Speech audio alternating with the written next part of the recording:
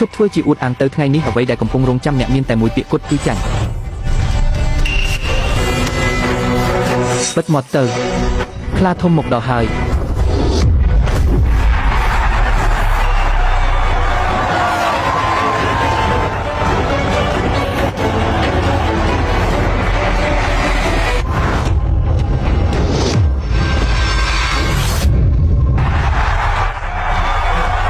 អ្វី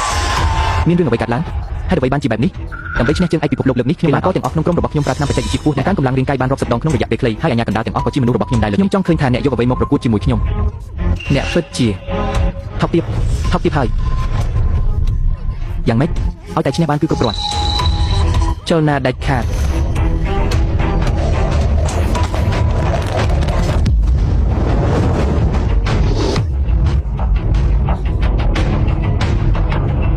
មិនអីទេខ្ញុំមិនអីទេថាប់មួយ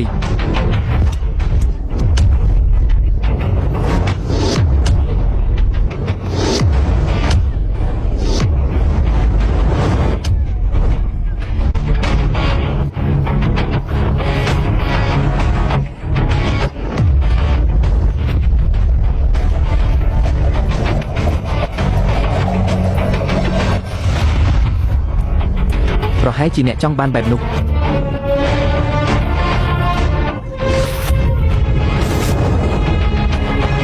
សូមនិយាយប្រយោគនោះម្ដងទៀតដោយប្រើតែអក្សរតូចប៉ុណ្ណោះ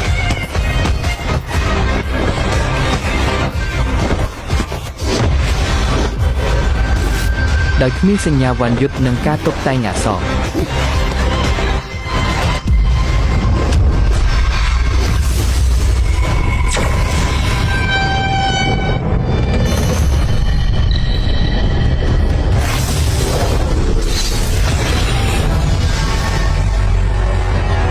នេះជាកន្លែងណាពន្លឺនោះកាលពីមុនគឺជាអ្វីទៅខ្ញុំដឹងហើយបើទាត់នោះប៉ះនឹងរូបតំណាងសំណាងហើយបញ្ចេញពន្លឺមួយតើអាចថាអ្វីដែលវិទ្យុផ្សាយនិយាយគឺពិតមែនទេធម្មពលធំពេកបានបង្កឲ្យឆ្លងកាត់កាលវេលាជួយផងអ្នកកុំសុំទាននៅទីនេះអ្នកសុំទាននៅគាត់កុំបញ្ឆេះទៅរបស់លោកធំអូយកុំវិខេពួកអ្នកជានរណាគាត់ហេសម្លៀកបំពាក់របស់ពួកយើងពិតជាមិនមែនសម័យដូចពួកគេទេហើយក៏គ្មានក្រុមថតគុនដែរពួកយើងប្រហែលជាបានឆ្លងកាលវេលាពិតមែនអញ្ចឹងពួកយើងត្រូវធ្វើម៉េចតាមទៅមើលសិន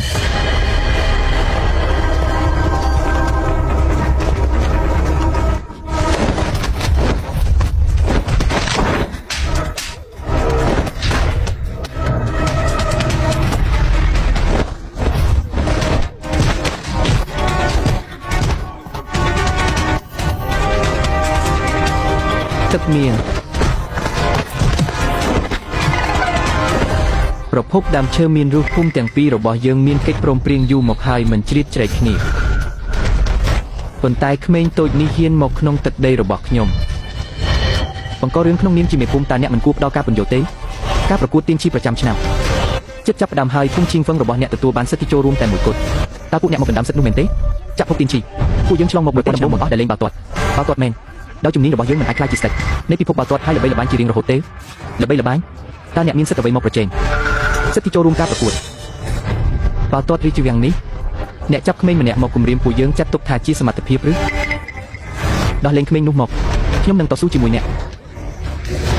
បើពួកអ្នកចាញ់មិនត្រឹមតែត្រូវប្រគល់សិទ្ធិប៉ុណ្ណោះទេខ្ញុំនឹងដុតសម្លាប់ក្មេងតូចនេះទៀតហេខ្ញុំទៅបង្រៀនមេរៀនឲ្យគាត់កុំប្រញាប់យើងមិនទាន់ដឹងកម្លាំងរបស់ពីគីទាំងសងបាននៅឡើយសកម្មភាពឆាប់រហ័សអាចធ្វើឲ្យក្មេងនោះរងគ្រោះបានសៀវប៉ាវកុំខ្លាចពួកយើងនឹងទៅជួយឯងភ្លាម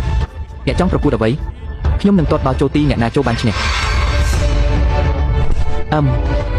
ពឹងលើអ្នកហើយ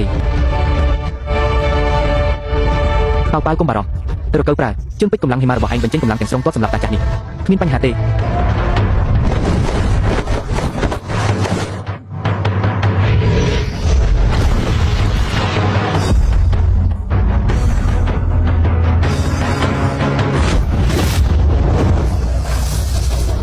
នេះអាចជាជើងកម្លាំងហិមាដែលគេនិយាយគ្នាមែនទេបង្គោលទីនេះធ្វើពីដែកឬទោះបីមនុស្សចាស់នោះខ្លាំងប៉ុណ្ណាក៏មិនអាចទប់ទល់បានដែរកម្លាំងខ្លាំងបែបនេះបើទាត់ត្រូវមនុស្សមិនស្លាប់ក៏ពិការ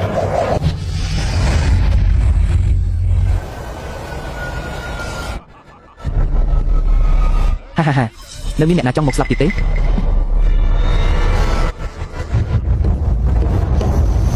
ហាហាក្មេងតូចកុំបន្ទោសខ្ញុំបន្ទោសពួកគេទៅដែលអន់ពេកប្រគល់វត្ថុនោះមកវិញប្រធានក្រុមជួយខ្ញុំផងប្រធានក្រុមជួយខ្ញុំផងប្រធានក្រុមខ្ញុំទ្រាំលែងបានហើយពួកយើងឡើងទៅឈប់សិន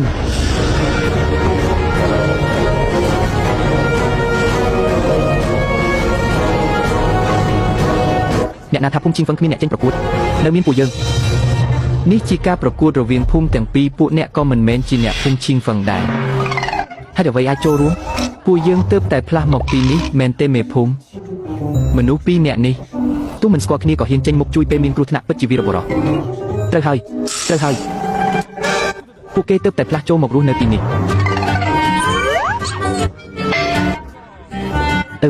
អ្នកឈ្មោះអ្វីខ្ញុំឈ្មោះលីប្រូសូខ្ញុំឈ្មោះលីនយុនសៀវពួកយើងគឺជាគូឯកដ៏ល្បីនៃពិភពបាល់ទាត់ឈប់ធ្វើអាតកំបាំងទៅមិនមែនតែអ្នកសុំទានពីអ្នកទេបើចង់ជួយក្មេងនេះចូលទៅឈរទទួលសេចក្តីស្លាប់ដោយស្ងៀមស្ងាត់ទៅបើមិនដូច្នោះទេប្រគល់វត្ថុនោះមកជើងកម្លាំងហេម៉ាមិនមែនធម្មតាទេលើកនេះអាចប្រើវិធីការពារប៉ុណ្ណោះមិនអាចវាយប្រហារត្រង់បានទេអ្នកចង់ស្លាប់មែនទេខ្ញុំមកដោយខ្លួនឯងហេកុំប្រញាប់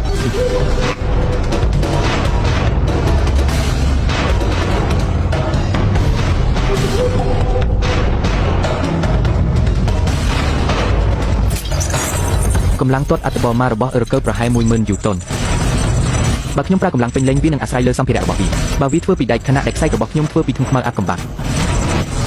ដែលមានកម្លាំងស្រូបដល់ 50000 យូតុននោះមិនមែនដោះស្រាយបានស្រួលទេ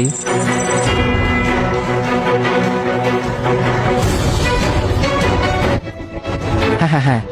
ទូបនស្រន់ព្រះក៏គ្មានប្រយោជន៍ដែរមិនតែប៉ុណ្ណោះថែមទាំងយកដុំធ្យូងខ្មៅមកទៀតត្រូវប្រុងប្រយ័ត្នឲ្យបានខ្លាំងអឺរ៉ូកើទាត់វាទៅ